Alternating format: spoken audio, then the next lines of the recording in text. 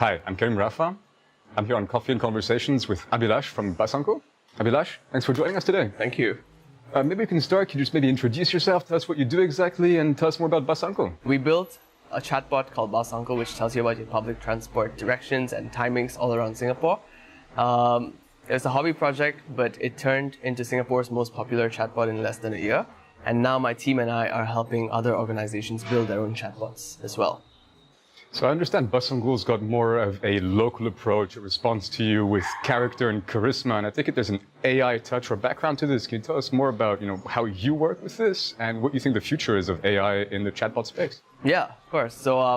So AI really helps with the natural language processing part of things, which just means that it helps technology understand human conversations. And this has actually been a problem for many, many years. So what we did was we actually took a few services that work on natural language processing, and we were able to localize it for it to be able to understand Singlish and speak Singlish as well. And that actually made Basanko really, really popular.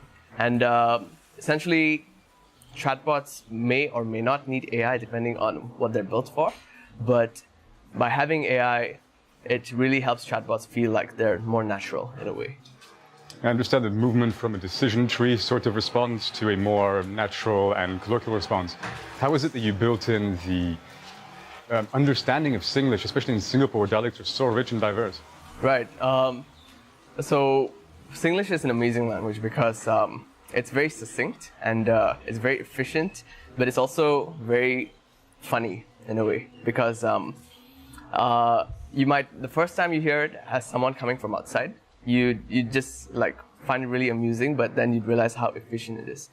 So in general, you train your natural language engines to actually be more efficient as well.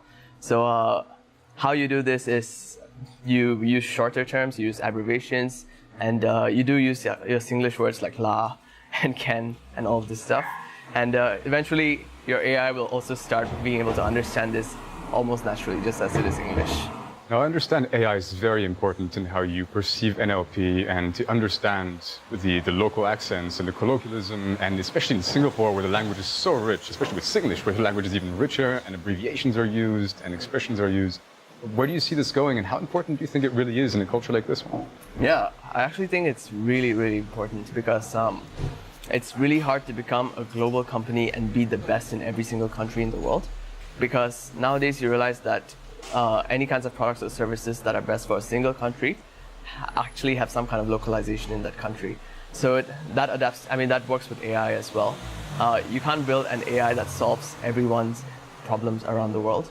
I do really, really believe that if you're able to build out technology with AI in a specific local and cultural context, it actually tends to be a lot more effective because you are able to adapt to what people normally do every day. Like in Singapore, you adapt to how people speak every day. So Basanko actually adapts to how Singaporeans and Singapore residents speak every day. And that's why it's a lot easier for people to speak to Basanko. We rarely get people who say, I don't know how to use Basanko. They just speak their way as if they even scold him in Singlish and he scolds back at them. And they're like, okay, I get this. Let me just use this. It's really, really important.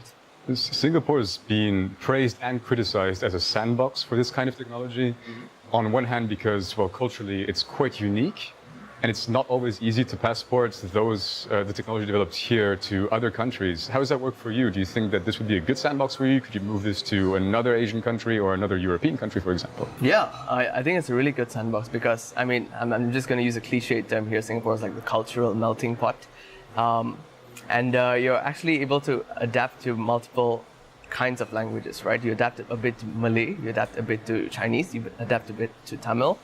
And with Basanko, we've actually been able to make him speak some words in all of these languages, which is Singlish.